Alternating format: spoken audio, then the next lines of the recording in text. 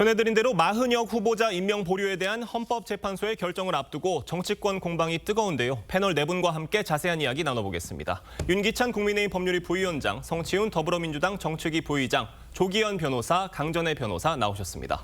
안녕하세요. 여야는 헌법재판소를 향해서 서로 다른 주장을 하면서 신경전을 벌였습니다. 어떤 얘기 나왔는지 들어보겠습니다. 만약에 헌재가 절차적 흠결이 많은 이 사건을 인용한다면 이는 헌재의 공정성을 스스로 부정하는 흑역사로 기록될 것입니다. 헌재가 위헌적인 권한쟁의 심판을 가사 인용하더라도 최상목 대행은 마흔역 후보자 임명을 거부해야 합니다. 사법부는 최상목 대행의 헌정 파괴 행태에 제동을 걸어야 합니다. 선택적 헌법재판관 임명에 대한 단호한 판결로 헌법과 법률에 명시된 그 절차가 지켜질 수 있도록 해야 됩니다. 윤기찬 변호사님, 오늘 헌재에서 어떤 결정 내릴 것으로 보십니까? 저는 각하 내지 기각이 타당하다고 봐요. 왜냐하면 여기서 만약에 이게 위헌이다라고 하게 되면 위헌이기 때문에 피청구인인 권한대행 측에서는 본인들 위헌 판단에 맞게끔 임명해야 된다.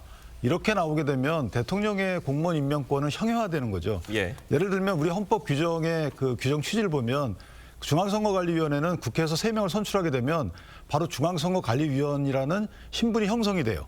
그런데 헌법재판관 같은 경우에는 선출은 국회가 하고 임명이라는 절차를 거쳐야지만 그 헌법재판관이라는 지위가 형성이 돼요. 따라서 임명권이라는 것이 형식적이 아니고 실질적 임명권이거든요. 만약에 헌재가 여기서 위헌이라고 판단하게 되면 모든 규정 형식, 예를 들면 대법관 같은 경우에는 대법원장이 제청을 해야지만 대통령이 임명하거든요. 이것도 마찬가지로 대법원장이 제청하고 대통령이 임명 안 하면 이거 대법원장의 이 어떤 권한을 침해한 건가요? 그다음에 국무총리의 제청을 통해서 장관 등이 임명되는데 그럼 국무총리 제청 이후에 대통령이 장관 임명 안 하면 이것도 국무총리의 제청권을 침해한 건가요? 모든 것들이 다 그래요. 공기업 임원도 마찬가지입니다. 공기업 임추위에서 추천하게 되면 대통령이 임명 안 하면 이것도 위반인가요? 이런 식으로 우리 헌법 체제 전반을 흔드는 거기 때문에 저는 헌재에서 만약에 위헌을 판단한다 그러면 이것은 헌법의 개정이다. 따라서 헌재에서 그렇게 가지는 않을 것 같고 각하 내지 기각을 할 것 같다라고 생각합니다. 조기현 변호사님, 지금 국민의힘에서는 마흔역 후보자의 과거 행적과 또 정치적 편향성을 문제 삼고 있는데 헌재에서 이런 부분을 좀 감안을 할 것으로 보세요? 이건 고려의 대상이 아니라고 봅니다. 실제 마흔역 재판관 후보가 지금까지 살아온 과정을 보면요. 1986년에 병장 만기 제대를 한 후에 1987년, 그러니까 6월 민주화 항쟁 이후에 이 노동운동이 급속도로 고양되는 시기에 인천 그 민주노동자연맹에서 활동을 했다는 겁니다. 1987년 얘기고요. 마흔역 재판관 후보는 1997년에 판사가 됐습니다. 그 이후에 최근까지의 주요 판결이나 이런 과정에서 인연적 편향성을 보인 적이 없습니다.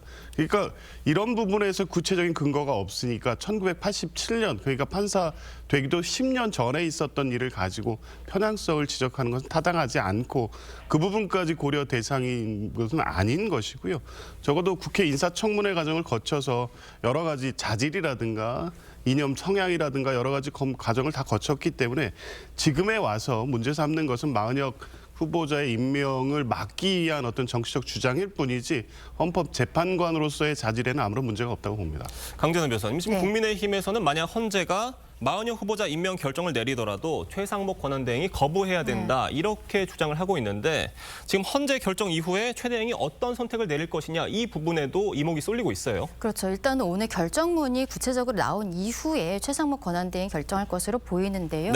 만약에 이렇게 마흔역 후보자에 대해서 임명하지 않은 것이 위헌 위법한 행동이었다라고 결론이 나오는 경우에 대해서 말씀을 드리면 일단 헌법재판소에서는 권한쟁의 심판 청구에 대해서 결정을 내렸을 때 불복할 수 있는 방법이 없습니다. 단심제로 진행이 되고 있죠. 그런데 또 문제는 여기에 대해서 그렇다면은 지금 임명권자인 최상목 권한대행에게 강제할 수 있는 규정이 있는가? 그것도 아닙니다.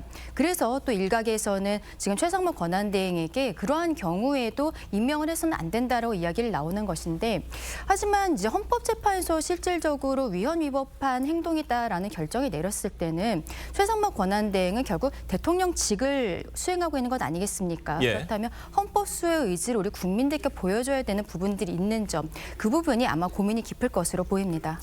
성치훈 부의장님, 지금 만약에 최 대행이 마은혁 후보자 임명을 거부할 경우에 민주당에서 또다시 탄핵 카드를 꺼내들 가능성에 대해서도 주목이 좀 쏠리고 있는데 현재 당내 기류는 어떻습니까? 일단 당에서는 만약에 그 후보자 임명을 거부할 경우에 명백한 법률 위반이라는 거는 기류가 있습니다. 왜냐하면은 헌법재판소법 66조 2항에 따르면은 이 피청구인이 부작위, 그러니까 지금 같은 경우는 최상목 권한대행이 마은혁 후보자를 임명하지 않고 있는 행위, 이거에 대해서 인용을 하게 될 경우에는 결정 취지에 따른 처분을 하여야 한다라고 되어 있습니다. 그러면은 아까 뭐 이건 의무조항이 아니라고 말합니다만 권한쟁의 심판에서 국가기관 대 기관이 붙었을 때 심판의 자격을 준 헌법재판소가 판결을 내렸는데 이거에 대해서 따라서 하여야 한다고 되어 있는데 이걸 따르지 않아도 된다고 돼버리면은 이후에 있는 권한쟁의 심판에서 어떤 국가기관이 이걸 따르게 되겠습니까? 그렇기 때문에 명백한 법률 위반은 맞습니다만 탄핵 소추를 위해서는 이건 권한대행 때 한 행동 아닙니까? 그러면은 151석이 아니라 200석이기 때문에 현실적으로 어렵다는 판단이 있을 수 있습니다. 그렇기 때문에 아마 정치적인 공격은 할 수 있으나 탄핵 소추를 실제로 추진하기에는 어려운 부분이 있다. 하지만 법률 위반이 명백하기 때문에 그거에 대해서 책임을 물을 것이다라는 정도로 기류가 형성되고 있는 것 같습니다. 지금 마은혁 후보 임명을 거부할 경우에 여야 합의로 다른 후보를 추천할 가능성도 있는 건가요?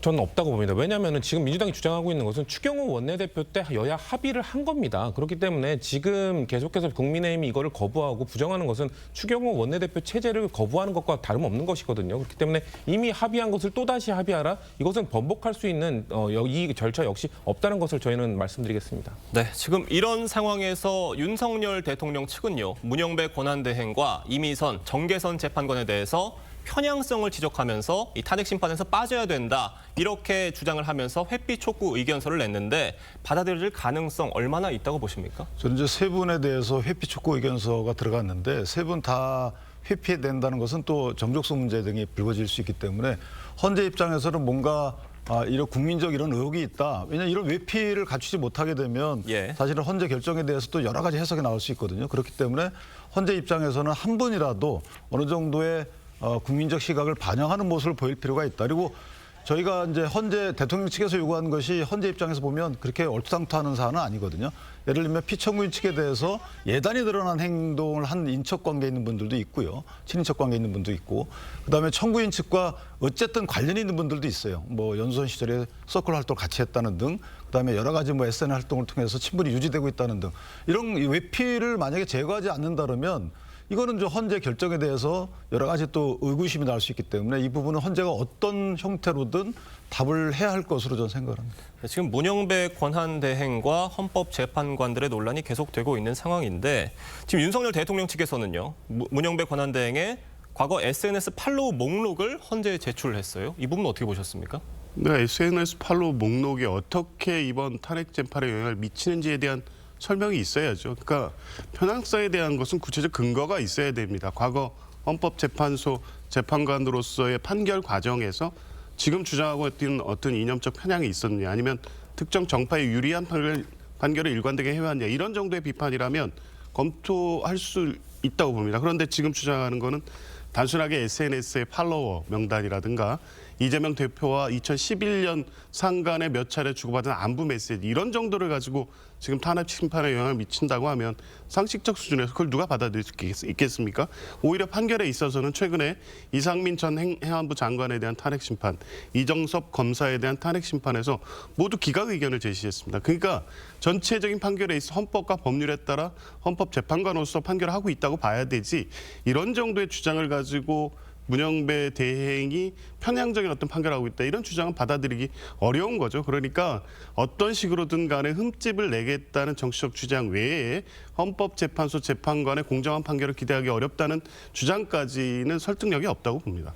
지금 그런데 그 팔로우 목록들을 보면 나는 피도 파란색이라는 뭐 민주당 지지자도 있다고 하고요. 뭐 이재명 대표님 힘내세요가 속에 끓인 계정도 있다고 하는데 이 부분을 두고 윤석열 대통령 측에서는 법관의 양심에 반하는 것이다, 이렇게 지적을 하고 있는데 이 부분에 대해서는 동의를 하지 않으시는 거죠? 그렇죠. 그러니까 팔로우 명단만 가지고 어떻게 그렇게 주장하겠습니까? 예를 들면 그 팔로워와의 어떤 SNS 소통 과정에서 특정한 편향성을 의도적으로 계속 보여주고 있었다거나 이런 정도가 아니라 단순히 팔로워된 어떤 SNS 계정의 명칭이 다소 정치적 입장이 있다고 해서 그게 이 판결에 어떻게 영향을 미친다는 건지 그걸 그대로 받아들이기는 어렵죠. 윤기찬 변호사님 보시기 어떻습니까? 저는 근데 사실은 이제 정치적인 편향성 이런 부분도 문제지만 그것은 이제 변호사님 말씀처럼 그 편향성이 어떻게 이 결정에 영향을 미치는지에 대해서는 그걸 저희가 함부로 재단하기는 어려워요. 그런데 문제는 뭐냐면 그 팔로잉한 그 부분의 내용이 현재 계속적인 사건과 관련될 때가 문제인 거죠. 예. 예를 들면 뭐 대통령 관련된 부분, 김건희 여사 관련된 부분의 글에 대해서 팔로잉했다 그러면 사실 물론 뭐 어떤 주고받은 말에 대해서 따라 다르겠지만 어쨌든 현안에 대해서 예단을 표출한 것이 될 수 있기 때문에 저는 그런 측면에서 문제 제기를 하는 부분이고 그 이미선이나 뭐 정개선 재판관에 대해서 그런 취지의 문제 제기를 하는 거예요. 현안에 대해서 피청구인이나 청구인 측과 어떠한 관련이 있는지에 대해서 국민적 의구심이 있으면 이 부분은 헌재가 분명히 조치를 취해줘야 되는 부분이 맞죠. 저는 이번 네. 오늘 결정이 어떻게 나오던지 간에 우리 국민들께서 지금 헌법재판소에 가지고 계신 의구심, 절차의 정당성이 지켜지고 있는가에 대해서 좀 지적을 하고 싶습니다. 지금 이 상황에 대해서 오늘 오후에 이제 결정이 나올 것인데 최상목 권한대행 쪽에서는 여야의 합의 과정이라든지 이런 것들에 대해서 추가적으로 입증을 하겠다고 하면서 변론 제기 신청을 했거든요. 그런데 헌재에서 받아주지 않으면서 자료를 제출하라라고 하면서 당일 제출하라는 거예요.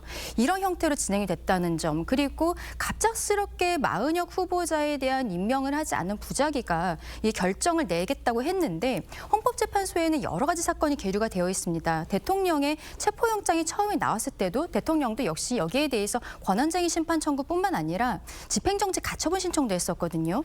체포영장은 48시간밖에 되지 않기 때문에 그 당시에 굉장히 급박한 상황이었고 가처분 정도는 결정을 내려줄 수 있었어요. 그런데 헌재에서 당시 가처분에 대해서 뭐 아무것도 하지 않았기 때문에 오히려 그때 기각이든 인용이든 결과가 나왔으면 우리 국민들께서 그리고 대통령 측에서도 어느 정도 받아들일 수 있지 않았을까라고 생각하는데 이러한 사안의 경중에 대한 부분들, 한덕수 전 권한대행에 대한 심판 청구에 있어서도 지금 전혀 진행이 되고 있지 않거든요. 이러한 것들에 대해서 헌법재판소가 국민들이 납득할 수 있도록 사안의 경중에 대해서 조금 더 입장을 밝혀야 되는 것이 아닌가라고도 생각합니다. 지금 헌법재판소에 대해서 제기된 여러 가지 의구심들이 있고 그 부분들이 해소되어야 될 부분들이 있다 이런 말씀이신데 성치훈 부의장님 보시기 어떻습니까? 아니 지금 국민의힘이 지금 문영배 권한대행의 정치적 성향에 대해서 비판을 하려면 이런 팔로우 목록을 제출할 것이 아니라 그런 것 때문에 이런 판결들, 편향된 판결을 내려왔기 때문에 문제가 있다라고 주장을 해야 되는 것이거든요. 왜냐하면 판사는 결국 판결로서 말하는 겁니다. 근데 문영배 권한대행이 헌법재판관으로서 판결을 할 때 과거 지금 최근에 밝힌 것에 따르면은 이재명 경기도지사 시절에 경기도와 남양주시가 권한쟁의가 붙었을 때 남양주의 손을 들어주는 판결을 내렸습니다. 이렇게 팔로우와 상관없이 본인의 정치적 이념, 개인적 이념과 상관없이 오로지 헌법과 법률과 양심에 따라서 판결을 했다는 판결 목록이 있기 때문에 헌법재판소는 당당하다고 주장하고 있는 것이거든요. 그렇기 때문에 문영배 권한대행을 기피를 주장을 하려면 제가 말씀드린 이런 판결, 편향된 판결을 갖고 오라고 말씀드리고 싶습니다. 제가 하나만 더 보태면 예. 저 기피회피 제척은 이제 법률에 규정되어 있는 거기 때문에 당연히 이제 자격을 잃는 거예요. 그런데 기피회피는 이제 공정한 재판을 기대하기 어려운 사정이 있는 거, 기대하기 어렵다는 거죠. 앞으로 이런 우려가 있는 경우 이것이 나의 양심이 안 좋다는 의미가 아니고 바깥에서 보기에 그럴 우려가 있는 경우에 어떤 사법 신뢰를 유지하기 위해서 그 기피제, 회피제를 만든 거예요. 예를 들면 조국 전 장관의 그 대법원 재판 때 뭐 그 대법관의 경우는 나 조국 전 장관을 아니까 난 회피하겠다라고 했단 말이에요. 예. 이런 그 여러 가지 구체적인 행위들이 사법 신뢰를 제고하는 거기 때문에 그런 취지에서 저희가 회피 촉구를 하는 거기 때문에 여기에 대해서 문 대행께서는 좀 고민할 필요는 있다 이렇게 생각합니다. 네, 지금 문영배 권한대행의 정치적 편향성 논란 속에 오늘 오전 국민의힘 권성동 원내대표와 권영세 비대위원장이 이 서울구치소에 수감된 윤석열 대통령을 면회할 예정입니다. 권성동 원내대표 얘기 들어보겠습니다. 개인적인 차원에 가는 거지 무슨 뭐 지도부 차원에서 무슨 지금 대통령과 어떤 뭐 탄핵 심판이라든가 또 뭐 형사재판에 관련돼서 우리가 어떤 논의할 사항이 있는 건 아니지 않습니까? 그리고 친구가 어려운 상황에 처했을 때 가서 위로하고 격려하는 것은 인간으로서의 당연한 도리다. 강전혜 변호사님, 지금 네. 권성동 원내대표 설명은 개인적 차원의 이제 면회다 이런 설명인데 당 지도부 투톱이 가는 걸 두고 이 개인적 차원의 방문이라는 거를 누가 믿겠느냐 이런 지적도 있는 것 같아요. 그렇죠. 하지만 권성동 원내대표 같은 경우 아주 어릴 때부터 대통령과 친했던 사이라고 알려지지 않았습니까? 대통령의 외가가 강릉이기 때문에 어릴 때부터 교류했던 사이라고 알려져 있는데요. 지적하신 것처럼 지금 권영세 비대위원장과 권성동 원내대표가 대통령과의 개인적인 친분으로 인해서 면회를 간다라고 했는데 어떻게 보면은 지난주 금요일에 처음으로 면회를 갔던 것이 대통령실 참모들 아니겠습니까? 그리고 예. 오늘 두 명이 가는 것은 아무래도 당 지도부가 간다라고 국민들께서 보실 수밖에 없는 것이죠. 그렇다면은 지금 이러한 상황에 있어서 국민들께서 당의 입장이 무엇인가에 대해서 좀 의구심을 가질 수도 있겠다라는 생각입니다. 다만 이렇게 일반인 접견인 경우에는 한 10분 정도밖에 되지가 않아요. 변호인 접견은 시간 제한 없이 할 수가 있는데 일반인 접견 같은 경우에 시간이 좀 짧은 부분들이 있어서 뭐 당내의 상황을 이야기한다거나 이런 형태로 이야기를 하기 위해서 하는 것은 아니다라고 생각이 듭니다. 다만 지금 상황에 있어서 대통령의 탄핵 심판도 진행이 되고 있는 부분이 있고 그리고 계속적으로 당에서 어떠한 저는 민주당의 프레임이라고 생각합니다만 대통령과 어떤 내란 동조 세력이다라고 이야기되는 부분들이 있기 때문에 당 지도부 입장에서 조금 더 신중한 결정들을 해야 되는 것이 아닌가라고 생각합니다. 제가 하나만 추가하면 사실은 이제 일반적으로 일반인 접견은 다 녹음이 돼요. 예. 그러니까 혹시나 이 탄핵 심판이나 형사 재판과 관련돼서 어떤 내용들이 오가는 거 아니라는 의구심이 있을 수 있는데 똑같은 상태에서 만약에 접견한다면 면회한다면 다 녹음이 되기 때문에 아마 그런 우려는 없어도 될 것 같다. 네, 알겠습니다.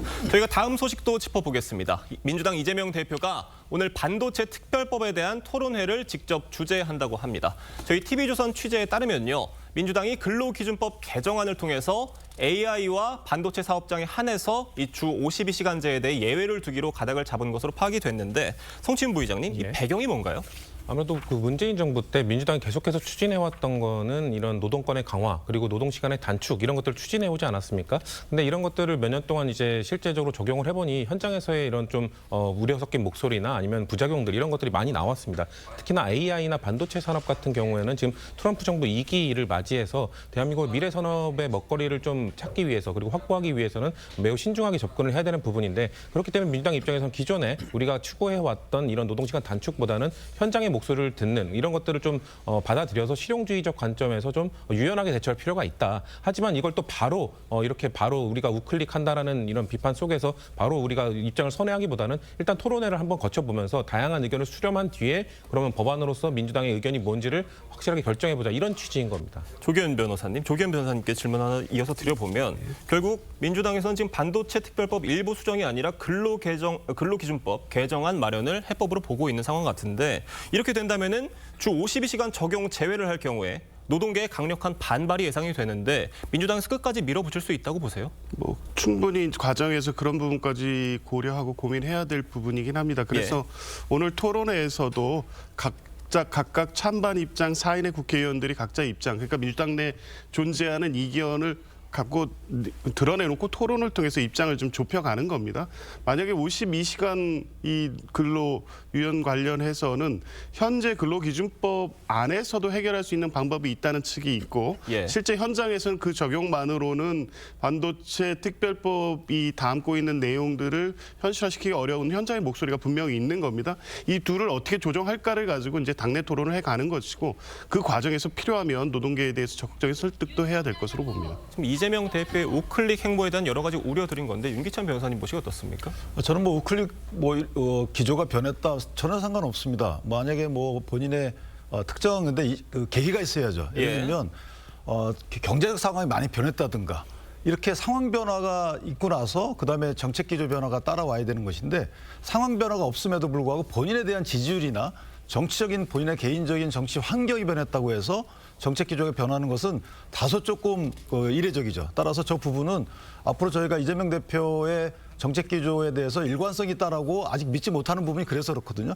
그러니까 대외 환경 변화가 있거나 아니면 국내 정치 구조적 변경이 있거나 이래서 내가 주장했던 부분을 이렇게 바꾼다라는 이런 큼지막한 변화 과정이 없기 때문에 아직 저희가 의구심을 갖고 있는 것이고 개인적으로 보면 저런 변화의 결과는 저 바람직하다고 봅니다. 그런데 앞으로 또 어떻게 변화할지 모르기 때문에 그 부분에 대한 신뢰성을 이재명 대표께서 국민께 어떻게 주느냐 이것이 남은 과제다 이렇게 생각합니다. 네, 지금 뭐 이 대표의 우클릭 행보에 대해서 야권 내부에서도 반발이 나오고 있는 상황인데 조국 혁신당에서는요.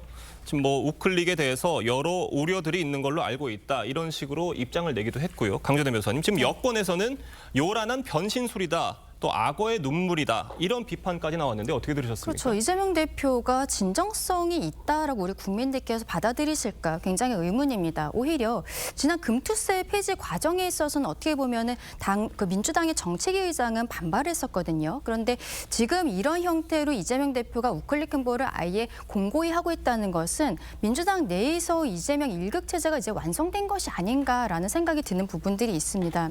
근데 이재명 대표 입장에서는 지금 결과적으로는 중도 확장 쪽으로 가기 위해서 노력하는 것으로 보이는데 결국에는 당내에서도 그렇다면은 전통적 지지층인 노조라든지 이런 분들과의 관계 설정에 있어서 문제가 될 수 있기 때문에 이것을 어떻게 해결할 수 있을 것인지가 문제가 되는데 좀 아까 말씀 주신 것처럼 조국 혁신당도 지금 이재명 대표의 정책에 대해서 반대하는 뜻을 밝혔거든요. 근데 만약에 조기 대선이 이루어진다면 조국 혁신당이야말로 민주당이 꼭 같이 가야 되는 곳입니다. 왜냐하면 현재 조국 전 대표가 구속이 되어 있고 당내 어떤 뚜렷한 대권 주자는 없는 상황에서 조국 혁신당 역시 조금 더 좌측으로서 함께해야 되는 부분들이 있는데 결과적으로 여기에 대해서 당에서 조금 더 정리가 되지 않을까라고 생각하고 우리 국민들께서 보시기에 좀 더 납득할 수 있도록 이재명 대표가 더 설명을 해야 되는 것이 아닌가라고도 보입니다. 네, 알겠습니다. 윤기찬 부위원장, 성치훈 부위장관은 여기서 인사드리도록 하겠습니다. 감사합니다.